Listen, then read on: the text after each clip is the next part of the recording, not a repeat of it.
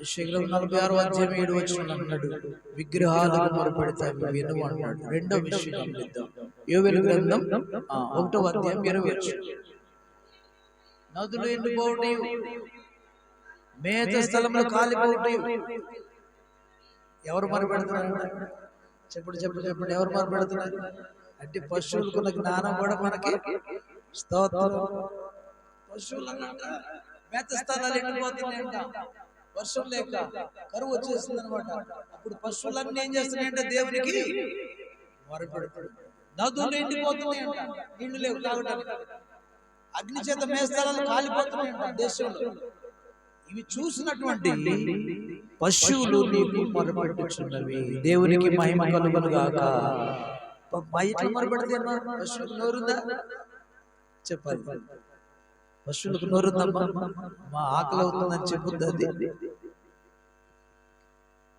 కన్నీళ్లు కానిస్తూ ఉంటుంది కదా, కన్నీళ్లు వస్తూ ఉంటాయి. వాటి సమస్య తెలియక నీళ్ళు వస్తూ ఉంటాయి.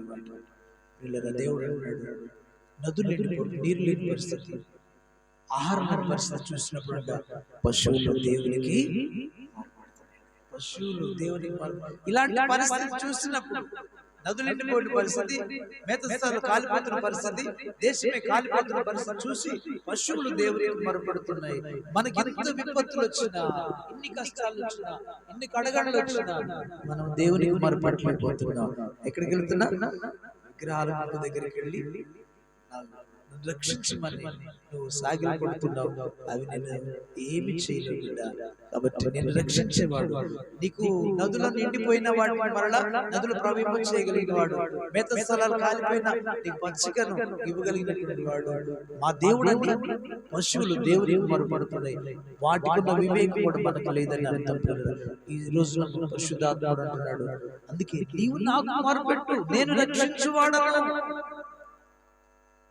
నేను విడిపించువాడను కదా, నేను కరుణించువాడను, కరుణావాత్సల్యములు గలవాడను, చేయను ఉద్దేశించిన కీడును చేయక మానతాను. నువ్వు నాకు మొరపెట్టు, నా యొద్దకు రా, ఇప్పుడైనా ఉపవాసం ఉండు, నా యొద్దకు మళ్ళుకో, మనహు కొరకు నా యొద్దకు రా. దేవునికి మహిమ కలుగును గాక. స్తోత్రం చెప్దాం. హల్లెలూయా. కాబట్టి ఆయన మాట చెప్తున్న కరుణావాత్సల్యం కలిగిన దేవుని దగ్గరికి మనం వస్తే కీడు చేయాలి, మనని చంపాలని చూసాడు. ఇప్పుడు 3-4 సార్లు నాకు వార్నింగ్స్ ఇచ్చాడు, 3-4 సార్లు ఇచ్చాడు గత సంవత్సరం నుంచి. అయ్యా నీ చిత్తమైతే కాపాడాడు దేవుడు, నన్ను బ్రతికించి. స్తోత్రం. నాకు కాలు ప్రక్కన పోయింది, చీకటి వేసేది కాదు, కొంచెం నేను కొంచెం ముందుకు స్టెప్ కనపడుతుంది. రక్తమే ఎంత ఎత్తున దొరకలేదు. స్తోత్రం కలుగును గాక. 26th and 24th డేట్ 24/12/2024 జాగ్రత్త అని చెప్పాడు ప్రార్థన. ఆయన మర్మం వివరం చెప్పలేదు, కానీ నాకైతే ఎందుకు భయపడుతున్నాను. ఇవైతే మరణం వస్తుంది, యాక్సిడెంట్ అవుతుంది, జాగ్రత్త అని చెప్పాడు, కానీ దీనికి మాత్రం చెప్పలేదు. నేనైతే ముందు నుంచి అయ్యా, నాకైతే నేనేమి ఎరగిన వాడిని, ఏం తెలియని వాడిని, నీ చిత్తమైతే కాపాడు ప్రార్థిస్తున్నాను. జస్ట్ లో దేవుడు ఆ పాము నుంచి నన్ను కాపాడు, మరణం నుంచి కాపాడు. దేవునికి స్తోత్రం. మరి నేను చేసింది ఏం లేదు, నాకు నేను దేవుని దగ్గర నమ్మకంగానే ఉంటున్నా. అయితే దేవుని మాట మాత్రం చక్కగా వింటున్నా. ఆయన చెప్పింది చేయట్లేదు, ఎక్కువగా ఆయన వద్దనదే చేస్తున్నా. అది ఆయన నా మీద వస్తున్న కోపం. దేవునికి స్తోత్రం. కాబట్టి ప్రియమైన వారు, దేవునికి మొరపెడితే ఆయన నన్ను విడిపించాడు. కాబట్టి మనం దేవునికి మొరపెడదాం. చేయని ఉద్దేశించిన కీడును చేయక ఆయనే మాట్లాడు. యోనా టైంలో నినివే పట్టణస్థుడు యోనా సువార్త ప్రకటన విన్నవారై వాళ్ళందరూ తగ్గించుకొని దేవుని దగ్గర మొరపెట్టారట. 3 దినాలు ఉపవాసం ఉండి కన్నీరు కాచారు. పసి పిల్లలతో సహా మొరపెట్టారు దేవునికి కదా. పసి పిల్లలు కూడా పాలు ఇవ్వలేదంట. పసి పిల్లలు ఏడుస్తూ ఉంటారు. పశువులకు మేతలేనట, అవి కూడా ఏడుస్తా ఉన్నాయి.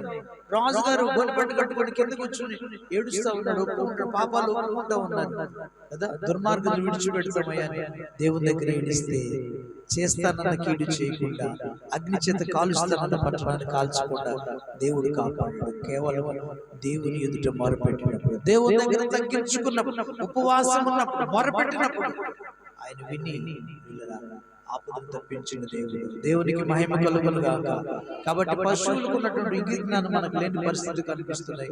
అలా కాకుండా మనం కూడా సమయాన్ని బట్టి మనం తప్పకుండా దేవునికి మొరపెట్టే బిడ్డలుగా ఉండాలని దేవుని వాక్యం ఉంటుంది. దేవుని ఏంటంటే ఆదికాండం 21:16 ఏమన్నాడు? ఒకసారి చూద్దామా మరలా. ఆ పిల్లవాని సావు నేను చూడలేదనుకొని వినిపేద దూరం వెళ్ళి అతనికి ఎదురుగా కూర్చుండి, ఆమె ఎదురుగా కూర్చుండి ఎలుగెత్తి ఏడ్చింది. దేవుడు ఆ చిన్నవాణ్ణి మొరవినను. అప్పుడు దేవుని దూత ఆకాశం నుండి హాగరుని పిలిచి, హాగరు, నీకేమి వచ్చినది? భయపడకుము. ఆ చిన్నవాడు ఉన్న చోటు దేవుడు వాని స్వరమును విని ఉన్నాడు. నీవు లేచి ఆ చిన్నవాణ్ణి లేవనెత్తి నీ చేత పట్టుకొను, వారిని గొప్ప జనముగా చేసేదనని ఆమెతో అనేను. మరియు ఆమె దేవుడు ఆమె కన్నులు తెరిచినందున ఆమె నీళ్ల ఓటు చూచి వెళ్ళి ఆ తిత్తిని నీళ్లతో నింపి చిన్నవానికి త్రాగించిన. దేవుడు ఆ చిన్నవానికి తోడై ఉండెను. దేవునికి మహిమ కలుగును గాక. చిన్నవానికి తోడై ఉన్నాడంట. ఆ చిన్నవాని ద్వారా దేవుడు విన్నాడంట. కాబట్టి లేఖనం అంటుంది కదా, మీరు మార్పు నుండి చంటి బిడ్డల వంటి వారైతే గాని పరలోక రాజ్యంలో ప్రవేశించలేరని మాట్లాడుతారు. అంటే మనం కూడా మార్పు చెందాలి. ఎలా మార్పు? చంటి బిడ్డల వలె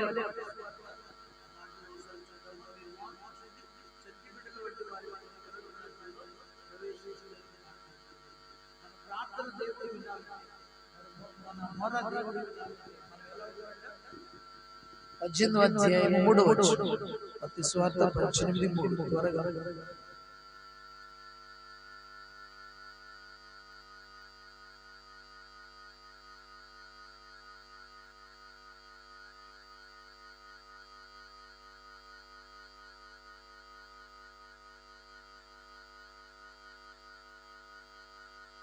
తాను తగ్గించుకుని వాడేవాడు పరలోక రాజ్యంలో గొప్పవాడు. దేవునికి మహిమ కలుగును గాక. మన మొర దేవుడు వినాలంటే మన మనసు, మన మార్పు చెందాలి. చంటి బిడ్డల వంటి వారిలాగా మారితే అప్పుడు దేవుడు మన మొర. ఏ సమస్యను బట్టి నువ్వు ఏడ్చినా వెంటనే నీ మొర విని కదా. అరణ్యంలో ఏం చేశాడంట?